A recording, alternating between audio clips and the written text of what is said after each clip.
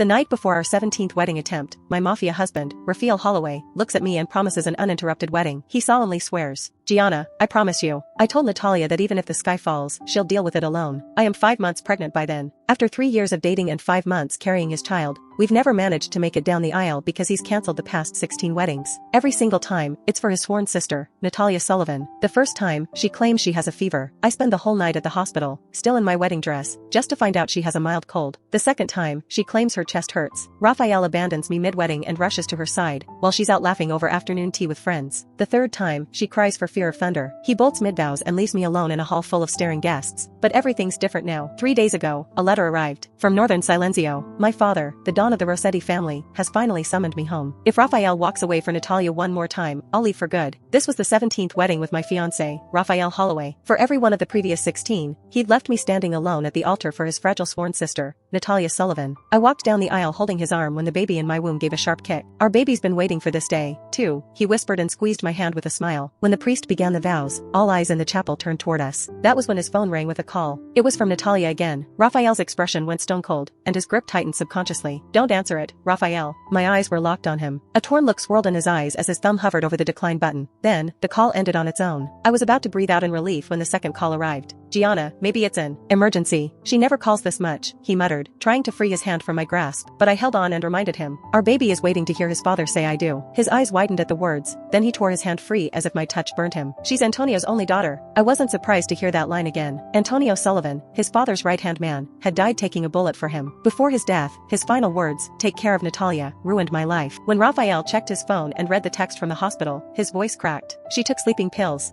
Again? Last month, she took pills too, and the nurses discovered that the bottle was never opened." I scoffed. "Gianna," he barked my name and shot me a deeply disappointed look. "Before Antonio died, he entrusted his daughter to you for protection. He never gave you a knife to stab into my back. Look around you. Our family, men, and unborn baby are all waiting for you to say I do." When the phone rang a third time, Natalia's weak sob came through the speaker. "Raphael, help me." Raphael's eyes turned cold as he pried off my fingers like I was the crazy one. "Please, a wedding can wait, but a life can't." That was such a familiar line and excuse he'd given on our 16th wedding cancellation. "Raphael." My voice echoed through the hall, but he'd turned, looking more final than the last 16 turns. Whispers rippled among the guests. Some scoffed, some pitied me, and most shook their heads as if they weren't surprised. They wouldn't be because the first wedding had ended the same way. Natalia had suddenly collapsed, and Raphael had rushed her to the hospital. I'd chased him to the hospital in my wedding gown, only to see her lying pale in bed and clutching his sleeve. When she saw me, her eyes flashed triumphantly. Raphael never saw the mocking smile she flashed while hiding behind his shoulder. Our 5th wedding had been an intimate garden ceremony. I'd waited all day in a simple dress for my fiancé, who never arrived, while the elders sneered behind my back. Can't even secure her own wedding. The cunning elders of Southern Silenzio had never hidden their contempt for me, a Northern Silenzio origin. So what if the Rossetti family's principessa is clever? She still can't hold the Don's heart. Later, Raphael held me and comfortingly promised I'd never be looked down upon again. The 10th time he disappeared mid-reception, one of his younger cousins joked at the dining table. "Raphael, just marry both Gianna and Natalia. It'll save you the trouble of coming back and forth." He shot his cousin a glance before leaving without looking back. This time, I would no longer wait. The wedding's off. There won't be another. The Southern elders seemed shocked, and even the former Don, Raphael's father, who never bothered to look my way, lifted his head. The priest stammered, "Miss Rossetti, and maybe we can." I said, "The wedding's off," I repeated. Raphael's F.A. There narrowed his eyes. "No one dishonors a Holloway wedding." I unflinchingly met his stare and snapped back. "Then tell your heir to come back and finish it." Under shocked stares and gasps, I lifted my hands and unpinned the tiara given by Raphael's father. It was a family heirloom passed down to every Holloway bride who swore fidelity at the altar. "No." He jumped to his feet, but it was too late. I smashed it to the ground, and diamonds scattered across the floor, stunning all guests present. The moment I turned away, I felt lighter than I ever had. Back in my room, I sat at my vanity and slowly wiped away my makeup. When Raphael called, I picked up, only to hear Natalia's giggles through the line. "Thank you for spending my birthday with me, Raphael." I almost laughed. Sleeping pills followed by birthday parties, huh? She wasn't even bothered to commit to the act now. Raphael's voice sounded lazy and honeyed with reassurance as he said, "Gianna, Natalia's fine now, so shall we do tea? He wedding in a few days?" I booked Littlewood Chapel. "You mentioned you love the frescoes, right?" He always promised next time, like there was still something left to save. "Whatever," I murmured, oblivious to the subtle finality in my voice. His voice softened. "Oh, and how did the checkup go? Is the baby healthy?" "Yeah, perfectly," I muttered, resting my hand on my belly. He chuckled softly with relief. "That's great. When I get back, let's." "Raphael," I said, cutting him off. "Is Natalia's birthday party over yet?" There was a brief silence before his laugh sounded over the phone. "Are you jealous?" Instead of answering, I ended the call and pulled out a flight ticket from the drawer, headed for the Northern Silenzio Mafia headquarters in Montrava. It came with an invitation card with gold-embossed script shimmering under the lights. "Welcome home, Ms. Rossetti." When I was about to fall asleep that night, I heard the soft click of the door lock. The thought that Raphael me. GHT be back surprised me a little. Standing by the bedroom door, I listened to the soft sounds coming from the kitchen. Lately, he'd started doing this. He'd suddenly return home, fuss around in the kitchen, and hurriedly slip out with some deliciously cooked food. Once, I caught the sweet aroma drifting from the oven and thought he had a surprise for me. "What are you making?" I asked and curiously peered. He didn't even look up as his hand swiftly packed the lemon tarts straight out of the oven into a box. Natalia said she was craving this. He assembled the box carefully and even tied a perfect bow with a ribbon. "I'm hungry too." I stared at the golden crust and gulped. He paused and then remembered my love for lemon tarts too. "Shall I get Susan to make you something? Or could you order in?" After he left, Susan Barlow made me a plate of oversalted pasta. And now, I was no longer curious about what the midnight treats were and who they were for. My throat felt a little dry.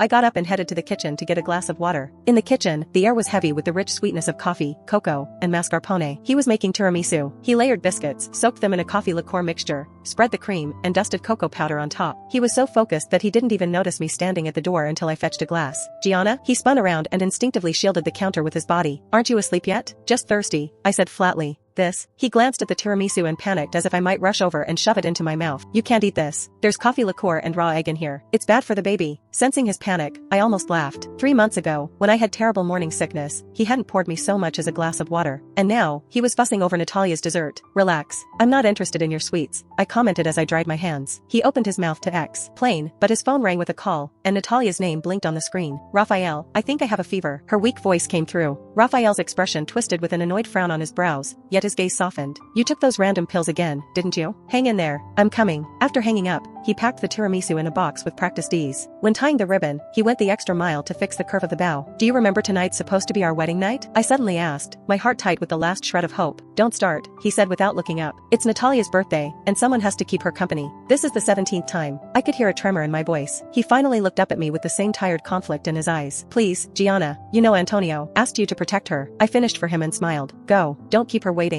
When his car pulled away, I checked my phone and noticed Natalia had posted 5 minutes ago. "Running a fever at 103 degrees Fahrenheit, but Raphael promised me a surprise." The picture showed a thermometer at 98 degrees Fahrenheit. As I set the phone down, my mind drifted back to 3 years ago when I met Raphael for the first time. Mafias from the north and south gathered in Montrava to negotiate, and I was there as the northern financial advisor. When Raphael burst in with his southern men, all the bodyguards drew guns. He walked straight to me, dropped to one knee under their watchful stares, and pressed a golden revolver into my hands. Looking up at me, his emerald green eyes were alight with a love at first sight awe. "Gianna Rossetti, there's a bullet in here. If I ever cheat on you, use it." The room erupted in gasps. Father smashed a glass in fury, while the southern elders called him reckless and insane. But I understand the weight of that gesture. It meant placing the dawn of southern Silenzio's life in the hands of the enemy. A tear. He told me Antonio nearly lost his mind over it and raged that he'd handed the symbol of southern Silenzio's power to the heir of their northern rivals. But he just shrugged and dismissively said, "We'll be family anyway." Back then, Natalia was just an inconvenience to him. Whenever she was brought up, he'd always seem annoyed. Antonio's daughter is a dead weight I can't shake off. The first time I saw her was at our engagement party. Standing in the corner, she was dressed in a white chiffon dress, looking pale and demure. "That's Natalia?" I nudged Raphael's elbow. He didn't even glance her way. "Yeah, should have stayed home if she's so sickly and fragile." Annoying as hell. Then, he snapped his fingers for an attendant. "Bring that lady in the corner a blanket and some warm milk." Later, I noticed that their dynamic was a contradictory mix of annoyance and devotion. Natalia's too needy, he'd complain, but memorize every allergy she had. "She's such a pain," he'd grumble. "Bu." He was the first to arrive whenever she was hospitalized. "Can't you be independent and thoughtful of others for once?" That was the sentence he'd always say before leaving our wedding and running to her side. My phone rang sharply and yanked me back to the present. It was Bianca Spade, one of my few friends who knew everything,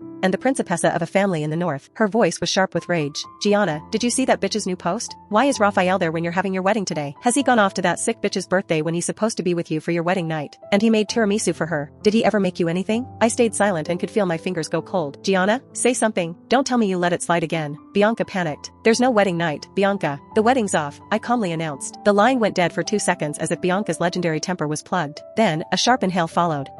"You did it again? During the vows?" "Yes." Her voice pitched high in rage and disbelief. 17 times, Gianna, and you're pregnant. What does Raphael think he's doing? Is she really his sister? Not by blood. She's Antonio Sullivan's daughter. I corrected her in a flat voice. She cursed. "Fuck Antonio. Does his dying wish mean you have to waste your whole life paying for it? You're a Rossetti, Gianna. Since when are you this subservient?" "I'm done groveling," I declared and looked at my pale, tired, but unshakably steady expression in the mirror. "Bianca, do me a favor." "What?" I calmly said, "Find me an OBGYN. After the abortion, I'm going back to Montrava."